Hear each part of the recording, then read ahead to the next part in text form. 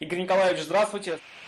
Добрый день. Скажите, пожалуйста, что с вами сегодня, как себя чувствуете? Большое спасибо. Я продолжаю находиться в режиме самоизоляции в городе Москве. Все дни моя температура 36,6 и нет никаких явных признаков заболевания, таких как кашель, чихание или одышка. Первым симптомом, который заставил меня обратиться к врачам, это была лихорадка, озноб, бессонница и чувство жажды ночью. Я сразу же обратился в лабораторию, получил результат теста. А тест как-то подтвердил ваши опасения? То есть вы уже чувствовали симптомы именно коронавируса? У меня проявились следующие достаточно специфические, как сейчас врачи говорят, симптомы. У меня полностью исчезло обоняние и практически исчезло чувство вкуса, но сейчас это все вернулось. Я проходил исследование легких, компьютерной томографии легких для того, чтобы минимизировать риски, связанные с пневмонией.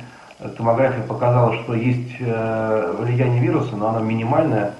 И сейчас я уже допил курс лекарственных средств и жду 28 апреля, чтобы уже получить заключение повторного теста. Спасибо. А можете ли вы дать какой-то совет нашим телезрителям? Мой совет телезрителям, в первую очередь, если возможно с кем-то из вас или из ваших близких случится, ни в коем случае не паниковать. Но при этом очень важно понимать, несмотря на то, что многие больные испытывают минимальные симптомы, в том числе и ваш покорный слуга, это не должно расслаблять граждан, жителей нашей страны, потому что, как говорят врачи, даже внутри одной семьи, когда заболевают сразу несколько членов одной семьи, течение и результаты болезни могут быть совершенно разные, в том числе и самые тяжелые. Да, спасибо большое за интервью. Мы желаем вам здоровья и еще раз здоровья. И до свидания.